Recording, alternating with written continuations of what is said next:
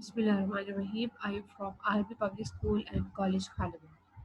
Class 8th, subject History, week 9th, and this is online sport program. Topic 2, and your subject teacher, Miss Aksa Tehseen. Our today's topic is the Lord Macaulay's Minute on Education, 1835, and Wood's Dispatch on Education. Our today's objective is we will be able to know about Lord Macaulay's Minute on Education 1835 and Wood's Dispatch on Education, and it's day 2. First of all, we are going to read about the Lord Macaulay's Minutes on Education on Indian education. After the passing of the Government of India Act 1833, Macaulay was appointed as the first law member of the Governor General's Council. He went to India in 1834, serving on the Supreme Council of India between 1834 and 1838. He was instrumental in creating the foundation of the bilingual colonial India by convincing the Governor General to adopt English as a medium of instruction in higher education. From the sixth year of the schooling onward, rather than Sanskrit or the Persian then used in the institutions supported by the East India Company. By doing so, Macaulay wanted to educate a people who cannot at present be educated by the means of their mother tongue on Indian education, and thus by incorporating English he sought to enrich the Indian languages so that they could become vehicles for European scientific, historical, and literary expression. Macaulay's performance for the English language was based on his view of the local languages as poor and root, and on his belief that the body of the writing available in Sanskrit and Arabic was not matched for the scholarship available in English. He famously stated in his Minute on Indian Education 1835, all the historical information which has been collected from all the books written in Sanskrit languages is less valuable than what may be found in the most paltry abridgment used are preparatory schools in England. Now we are going to read the Woods Dispatch. First of all, the introduction and recommendation of the Woods Dispatch, merits, demerits, and then afterwards conclusion. This is the introduction of the Woods Dispatch. The charter of the East India Company had to be renewed after every 20 years, and these are the introduction of the Woods Dispatch. This is what he used. Okay, let's read. Aim and the objective of the educational policy. To impart Western knowledge, information about the Western culture to the Indians, to educate the native of the India so that a class or public servants could be created. Aims and the objective of the educational policy to promote intellectual development and also raise the moral character of the young generation, to develop practical and vocational skills of the Indian people so that more and more articles could be produced. Department of Education. For the first time, it recommended the creation of a Department of Public Instruction in each of the five provinces of Bengal, Bombay, Madras, the Punjab, and the northwestern provinces. The head of the department would be called the director, and he was to assisted by a number of the inspectors. It was observed that the common people were deprived of educational opportunities, and therefore much emphasis was given on the increase of setting up primary, middle and higher schools.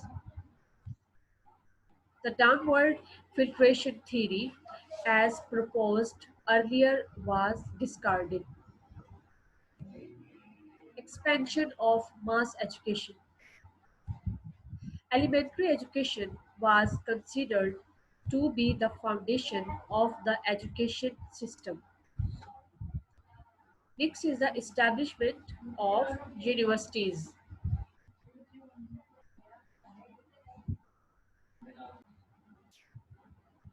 It recommended the establishment of the universities in the three presidency towns of Calcutta, Bombay, and Madras.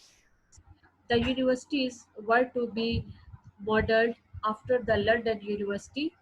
Number three, the universities were to be organized departments not only of English but also of Arabic, Sanskrit, and Persian, as well as law and civil engineering. Next is the grant in aid system. The schools must provide secular education.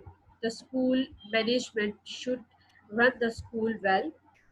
The school should agree to state inspection from time to time.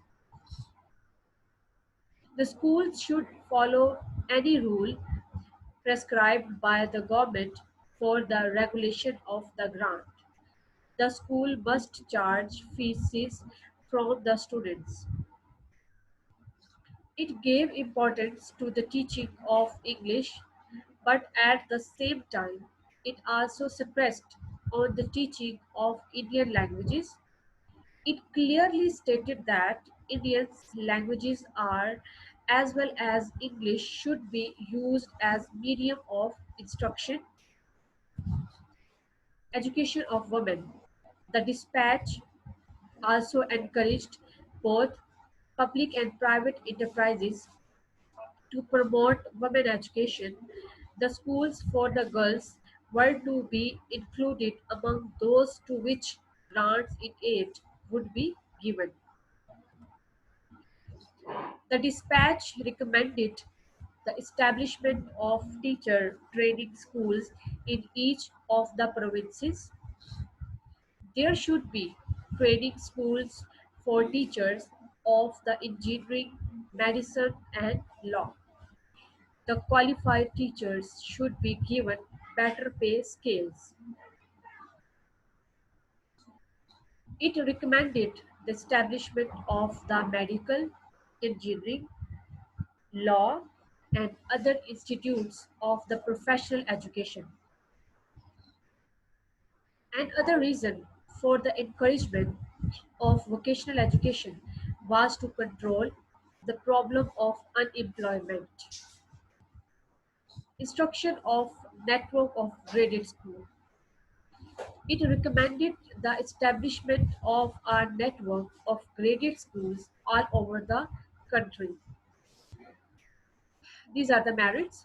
For the first time, the government seriously realized the importance of a well planned education system.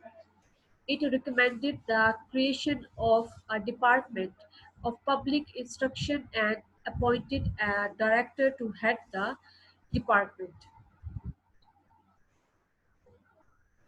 It recommended the establishment of both government and indigenous schools to promote mass education. The dispatch also recommended the establishment of three universities to higher education. The dispatch The dispatch encouraged vocational education and also training for teachers. The Woods Dispatch recommended the teaching of English and Indian regional languages as well as classical languages like Arabic, Persian, and Sanskrit. The dispatch in reality, these are the demerits of the Woods Dispatch. The dispatch in reality promoted the Western literature as and knowledge, and government offices showed preferences for persons educated in English. The education planning and management schemes remained only in black and white. The grant in aid system did not work well as there was sparsity of funds and irregularity of the release of funds. The dispatch did not promote vocational education as was required. In fact, the idea was postponed indefinitely. Women education continued to be neglected. The dispatch produced a class of clerks and accountants but did not develop character and leadership qualities among students. The Woods Dispatch had a partial attitude towards the Christian missionaries. At the end, we're going to conclude the discussion owing to the certain landmark recommendations by this dispatch. It was called the Magna Carta of the Indian education. Because of the Sepoy Mutiny, effort was made only to consolidate the British Empire and education was neglected. It was our today's topic. I hope you people understand it very well. If you have any confusion or the question regarding this topic, you people can ask and leave your questions. I will answer your questions positively. Okay, take care and Allah.